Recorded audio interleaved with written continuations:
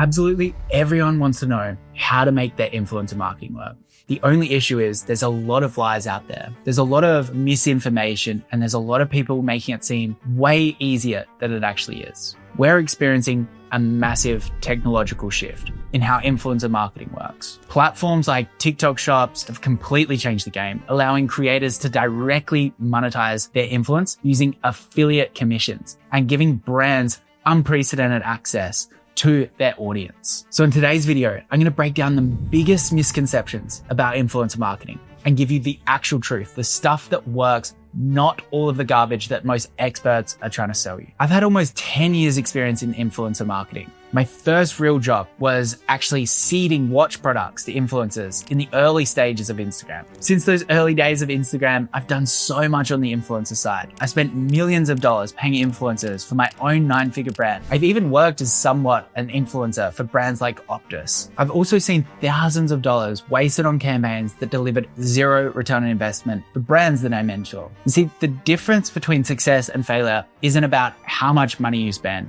or how many followers the influencers have. It's about understanding the real purpose of influencer marketing and executing with the right approach. So let's get into it. The first and biggest misconception about influencer marketing, it's just about paying for posts. So many brands approach this saying, I'll just pay this influencer with this big following to post my product and I'll get a ton of sales. That's complete garbage. Here's the truth. Influencer marketing is not about transactional one-off posts. It's about building authentic, long-term relationships with creators who genuinely connect with your brand. Critically, influencer marketing should not be viewed as just another channel in your marketing mix. It should function as a growth engine for the entire business, affecting everything from brand direction, product development, to paid ads, even retail distribution. Let me share a real-world example that perfectly illustrates this. There's a brand that I work with that is undoubtedly the best at influencer marketing that has ever existed. They went from zero to hundreds of millions of dollars in sales in just a few years, using influencer marketing as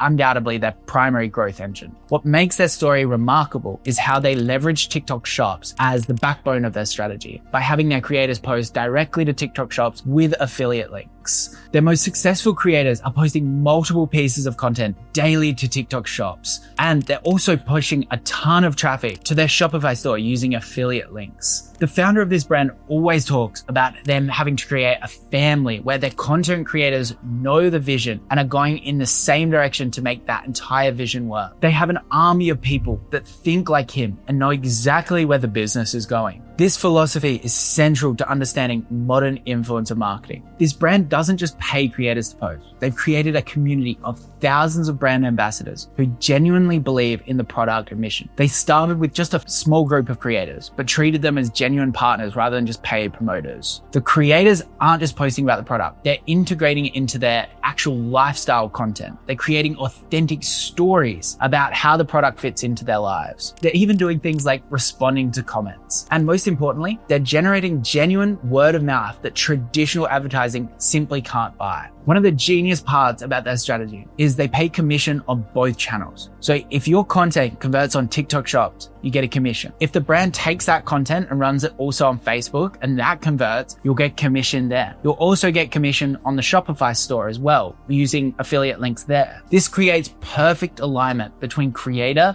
and brand. Everyone wants the content to perform everywhere. Think about your own behavior. When you're scrolling through Instagram, if you see someone you follow post about a product once, you might take notice. But if you see them organically integrate that product into their content over months, talking about different aspects of it, showing it in real world use cases, that's when you really start to trust their recommendation. Now, let's talk about the second biggest misconception. Bigger is better. So many brands think that they need to partner with influencers that have hundreds of thousands or millions of followers to see results. Let me be clear about this. That's completely wrong. Here's the shocking truth. And I know this from both running campaigns and seeing the analytics. The influencers with 1,000 to 5,000 followers often produce the best results. These micro influencers can get as low as 2,000 views per reel, but those views come from a highly engaged, trusting audience. Why does this work? Because these aren't influencers in the traditional sense. They're just popular people in their friendship group. They're the fashionable person in their group, in their local circle. They're the cool mum who shares genuinely helpful advice. Their audience doesn't think of them as influencers, but as authentic voices that they can trust. I've analyzed hundreds of influencer campaigns, and I've consistently found that the 0 to 5,000 follower cohort is phenomenal. Every program I've looked at confirms this. And here's an interesting observation I've made. As soon as an influencer posts one ad, instantly their credibility takes a hit. And that's why a lot of these influencers work so well that are under 5,000, because they've never posted an ad before. Let's quickly break down the different tiers of influencers. Nano influencers, which are 1,000 to 5,000 followers. They have the highest engagement rates, most authentic connection with their audience, lowest cost,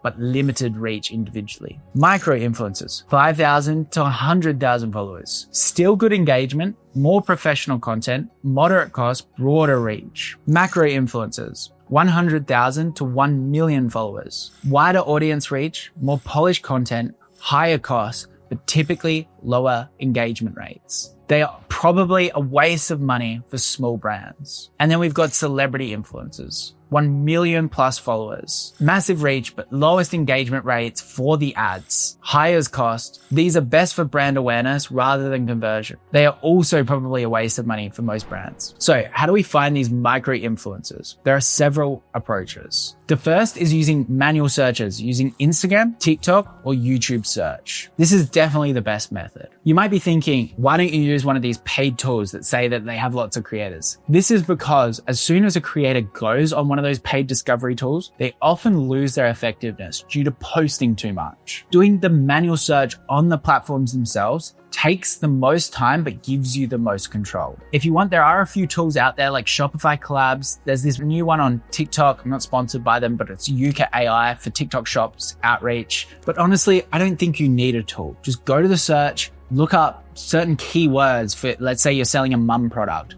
write in motherhood or baby tips or something like that, and you'll find a bunch of creators in the micro level. Another often overlooked strategy is to identify customers who are also influencers. One of the tools we use for this is called refunnel.com that sorts all of your customer photos into an easy to find database. Then you can just put some of these creators on an affiliate commission. I know this sounds like a lot of work, but here's the thing. Most brands are lazy. They'll go just for the easy route of paying some big influencers a big chunk of money for a post. By putting in the work and finding these authentic micro influencers, you're already ahead of 90% of your competition. Before we dive into outreach, I want to introduce you to a framework for how the best brands structure their influencer programs. It's called the pyramid structure of influencer marketing, getting your product into the hands of as many relevant people as possible with no strings attached. This palms down approach, giving without expectation pretty much, is the foundation of every great influencer program. The first level is referred to as product seeding, which serves multiple purposes. It gets content creation, creating a pipeline of authentic assets for your paid ads. Then it creates organic reach, capturing audience through natural sharing. And finally, it creates product feedback, getting genuine input on your offerings. The key with product seeding is volume and thoughtfulness. For every 100 seeds you plant, maybe 20 to 30 will grow,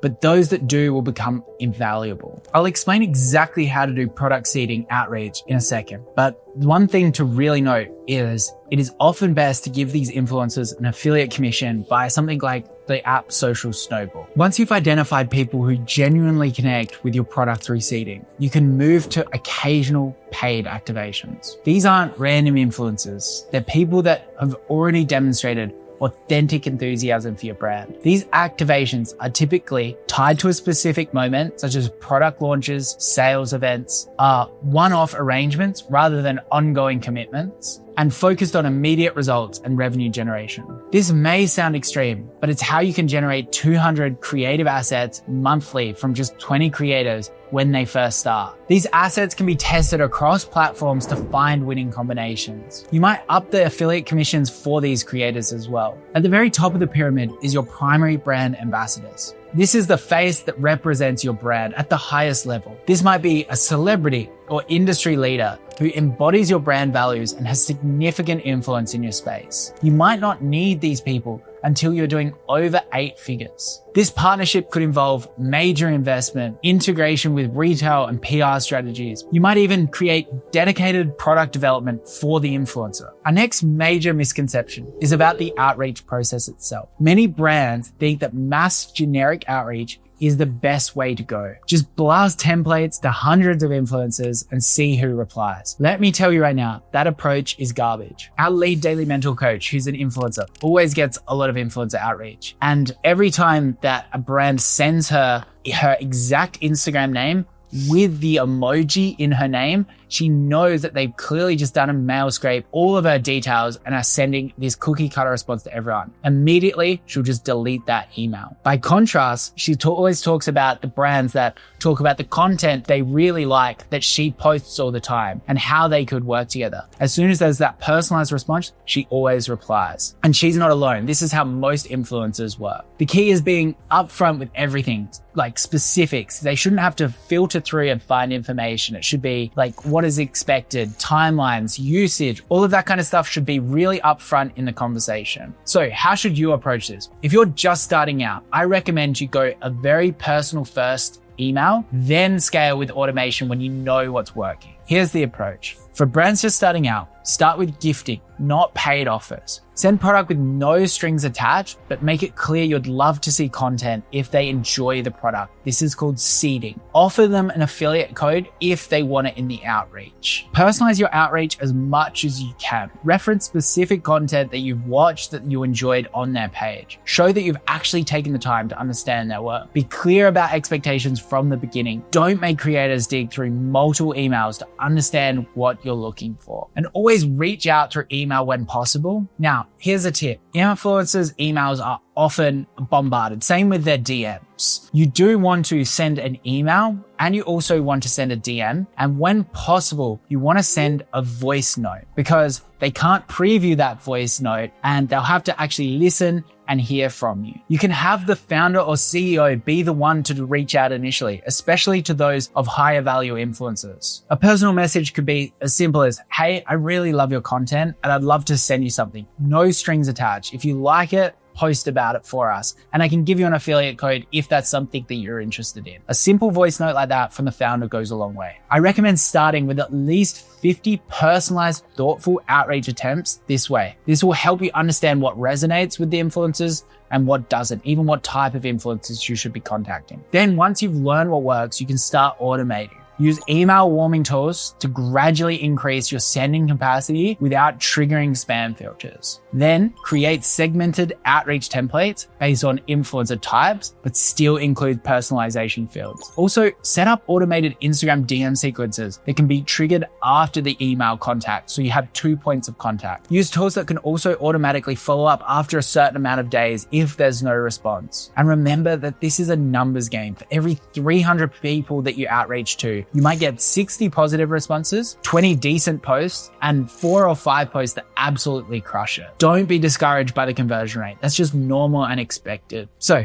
the next misconception is how to measure success. Many brands obsess over likes, comments, shares as the primary metric for influencer marketing. That's just not how this works. The truth is, while engagement metrics matter to a degree, they're just the beginning. What really matters is audience sentiment, conversion rates, and long-term relationships that you build. What I mean by audience sentiment is the conversation stirred up by the content is often more valuable than the raw engagement numbers. If people are genuinely commenting, and make sure that they aren't fake comments, where did you get this from? I'm obsessed. That's more valuable than simply getting a lot of likes. Aside from sentiment, look at trackable return on investment through multiple things, such as the unique discount codes per influencer via Social Snowball, UTM parameters on links, or you can even create custom landing pages for bigger creators. But it's important to recognize that not all influencer value is directly trackable. If someone sees an energy drink in your videos consistently, they might recognize it in a store months later without ever using your trackable code. Now, one other thing to consider, you need to consider the content creation value, because a lot of influencer programs can be guaranteed profitable just by measuring the content's return on ad spend on Facebook ads. Another crucial aspect of influencer marketing is understanding how to evaluate pricing through CPMs, which is cost per 1,000 impressions, stands for cost per million. Now, CPMs can vary widely. beauty creators might charge $100 per CPM because it's a niche with a lot of competition. You might also find that really big creators have quite an effective CPM, whereas mid-sized creators don't. This is where you really need to understand the total market and go out to lots of people before you start being confident enough to start paying via CPM with creators. We want to lay the foundations first, get trackable return on investment as much as possible, model out the CPMs and become more experienced in data analysis, and then go to the CPM model. The problem is most early stage brands under 8 figures aren't sophisticated enough to use CPM models to pay their influencers, meaning they should just rely on Facebook ads and return on investment and the coupon usage initially. But one thing you do need to consider is the difference between endemic and non-endemic partnerships. And CPM modeling is really important to consider this. What I mean by that is endemic partnerships are the ones that seem most obvious, such as a makeup brand working with a beauty influencer or a gaming company working with a gaming creator. Non-endemic partnerships are cross-category, such as a wearable blanket brand sponsoring food reviewing YouTubers. Most people don't realize is that some of the best ad space is non-endemic. Here's why. When you work with an influencer in your exact niche, their credibility is on the line. If you sell fishing gear and partner with a fishing expert, their recommendation puts them at stake. But if they recommend your product and it sucks, their credibility suffers. Plus, there's also a huge amount of competition. It's just the obvious choice. So all the fishing companies will be reaching out to them. Then finally, a lot of these creators are going to launch their own products in that niche. This is why these non-endemic partnerships can be really, really great, because none of those factors are at play. One of the major benefits of non-endemic partnerships is you can reach people who aren't already seeing your ads on Facebook. You can reach new audiences. Sure, they aren't exactly aligned with your product, but they still might need it. One other thing about non-endemic partnerships that's great is if you're already a big brand, you might be expanding to new audiences that you wouldn't be able to hit on Facebook.